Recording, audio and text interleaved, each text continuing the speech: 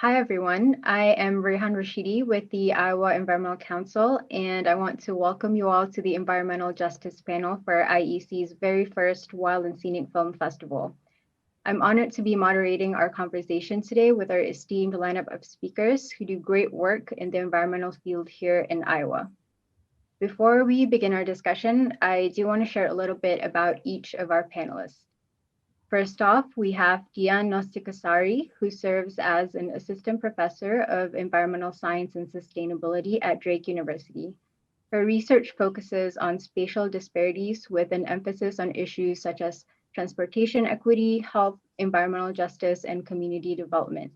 She engages in interdisciplinary approaches to making stronger connections between the production of the built environment and access to socioeconomic opportunities and other dimensions of the lived experience. Next up, we have Zakaria Hill, who is a 22-year-old Black woman from Des Moines, Iowa. She is an Iowa State student studying management information systems and the co-founder and executive director of the Supply Hive, which is a nonprofit based in Des Moines, Iowa.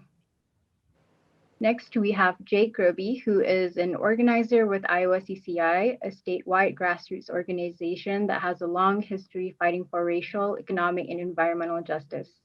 Coming from a working class family and spending years counseling underserved Chicagoans, Jake has seen how the current system is killing all of us at different speeds and that transformational change is needed. To do that, he's dedicated himself to building the multiracial movement and worked toward political revolution through the Iowa caucuses in 2020. Last but not least is Shelley Buffalo, who is a coordinator for Meskwaki Food Sovereignty, located on the Meskwaki settlement in Tama County, Iowa. Raised in rural central Iowa and on her tribal lands, Buffalo has straddled two very different cultures, the Meskwaki and the settler colonizer. She has spent a lifetime seeking a deeper understanding and sense of belonging within the social complexities of being Indigenous in the heartland. First off, we know that environmental impacts interconnect with race and ethnicity, public health, housing and shelter, food systems, the economy, education, and more. Tell us a little bit about your work leading and following the environmental movement in Iowa that intersects with all these important issues. For us at the Supply Hive personally, our mission is to provide a space of nourishment through extraordinary times in order to build leaders in local communities.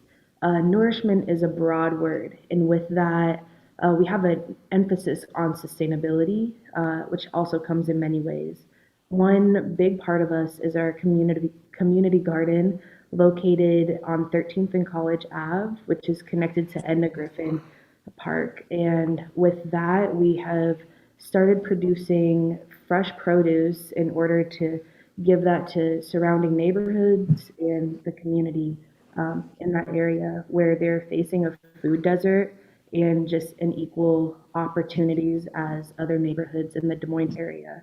With environmental justice does intersect with all of that. It comes down into capitalism, the classes, how they're built, and who they affect. Um, and so the people aren't given equal opportunities uh, baseline. Like, yeah. Like at the core of what we do here with food sovereignty is that we're revitalizing um, our ancestral ways. So in particular with our foods. So we're working on, I think like those words revitalizing and regenerating are really important when it comes to food sovereignty because um, our, uh, the our ancestral ways, our traditional ways have been systematically dismantled, by United States policy um, over many generations. And so we're working to um, put all those parts back together again. And especially like in my bio, one of the things that I really wanted to mention was that sense of belonging because it's been part of United States policy to remove um, the land's original people, which is the indigenous people. And what that's done in effect is remove us from our identities and our sense of belonging, not only in connection to the land, but to our own communities. When you sever us from our language and from our original teachings that teach us what our relationship with the land is, to make sure that we are recognizing all of our knowledge holders here at Meskwaki, and that we're developing resources so that the information from the knowledge holders is available to our community members. So we're removing barriers, and we're reinvigorating our traditional farming practices. We, of course, now food sovereignty has been reunited with Red Earth Gardens, which is a vegetable production farm. Food sovereignty has their own seed keeping farm or garden. But that partnership is, I'm glad that we're back with Red Earth Gardens, because I think like together we can work to rebuild our local food system too. Easily 90% of the productivity, the ag productivity in this county, benefits just a few people, the very wealthy. A big part of what I do has been thinking about spatial disparity, and why do we have different areas in a metropolitan region with different access to resources that you talk about, and different access to socioeconomic opportunities. A big part of that, I start with thinking about questions about access related to transportation infrastructure, on how it was planned, and who gets to be included in the discussions on how it was planned, the decisions that was made to fund some projects over others. I think the questions of, why do we live where we live, or where do people, or who moves or who gets to stay around built environment. And I guess in Iowa, we're not just discussing the urban environment, but also the rural environment. And what can we do to kind of address this disparity in related to those inequalities that are existing now? I think CCI's role in all this is really bringing more folks into the political movement, helping them identify the square root of why we face these issues, right? And so CCI actually started as a organization that focused on urban issues like wage theft, payday lenders, and things like that. And then we also had roots in rural communities fighting against factory farms. And what we see is that the square root of both those issues is corporate capitalism. And that is, corporations that are obviously only focused on maximizing profits at the expense of people, and then using their massive profits to lobby our government and cut public services so that people are more and more reliant on those corporations, which then create monopolies and basically stranglehold communities. Our national parks belong to everyone makes a point that in order to sustain our environment and advance justice and equity work, we need to ensure that people of color are always included in the conservation movement, which has mostly been tied to wilderness, outdoors, and scenery, but many BIPOC and low-income folks have been excluded from those spaces, and it is not the reality that they face. These communities are disproportionately impacted by air and water pollution, food deserts, high energy bills, and housing displacements. What are the effective ways to deconstruct the whiteness of environmentalism in Iowa in order to prevent environmental injustices? It's like my ancestors and these folks' ancestors that the same folks that don't get the chance to see it because of wage gaps, or because they have to live and figure out how they should survive. Know that your whiteness is a privilege, I would say, and knowing the opportunities that come with that other people do not have. And then also just working and doing whatever is possible for privileged folks, using resources, knowledge, continuing to seek out knowledge to learn more, but also to do something about it. It's not just about learning, but it's about taking action. And thinking about kind of like what you said, Zachariah, about kind of, related to wage gap and things like that, the existing structures of inequality that limits people from actually spending the extra money that they have and going to national parks, right? Also, I'm also thinking about access to cars, right? If you have to drive to these places, there's a lot of percentage of our population that does not have access to private vehicles. So they can't even get there. It's not necessarily about giving like people traveling and having fun, but more the problem is that people don't have the opportunities to do so. They are stuck indoors working 2, 3+ jobs every day just in order to survive, which is the larger problem. And so deconstructing those systems in place, breaking those systems down so it doesn't have to be like that. Yeah, I think that's why CCI focuses on movement politics and electing more Black, Brown, Indigenous, and other people of color into positions of power, being in government, and being able to change those policies, right? That force people and have to spend their whole life working, right? And not having any free time. Especially when you think about essential workers, right? Essential workers are primarily people of color, and they are getting paid poverty wages when they're essential, right? Yeah, so I think the big thing is that we need new leadership in this country at all levels of government. And so CCI is very focused on movement politics and organizing around that and really getting more and more people involved, because a lot of people think voting is it. That is literally the lowest bar of involvement that we need. Yeah, we have to come together and do more than just that. It's fighting for policies and being specific, having specific demands. It's knocking on doors and canvassing and having real conversations with people. It's just that, the very structures that they were designed around are structures of white supremacy, and structures of intentionally removing the people from their land.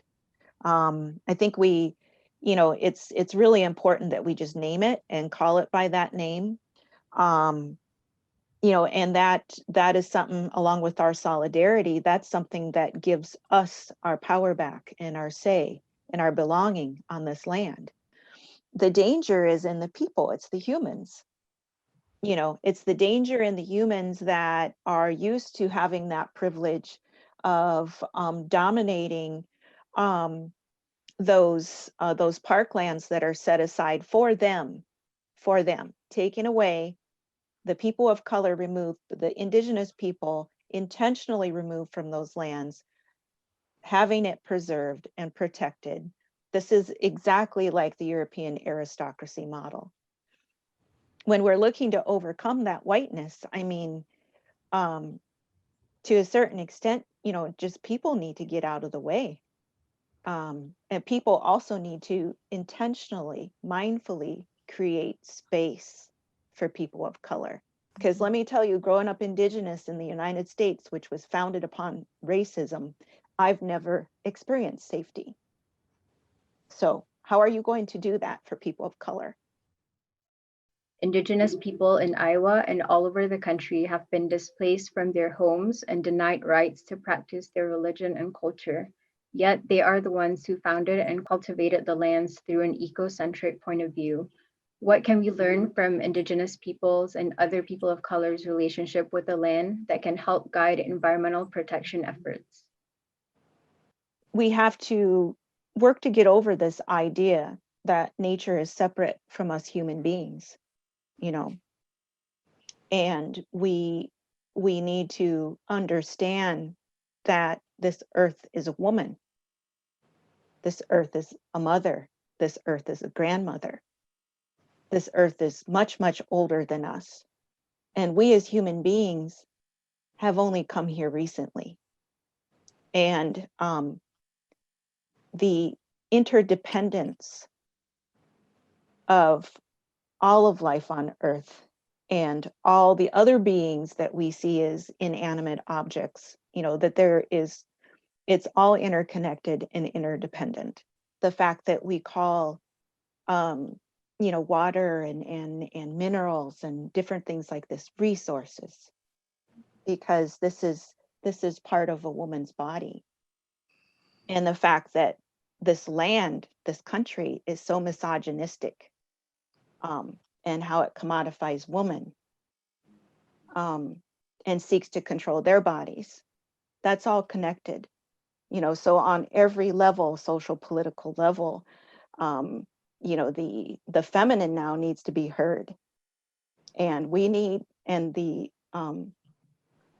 we need the masculine to do what they were put here to do, which is to protect us, to uplift us, and most importantly, to listen to us.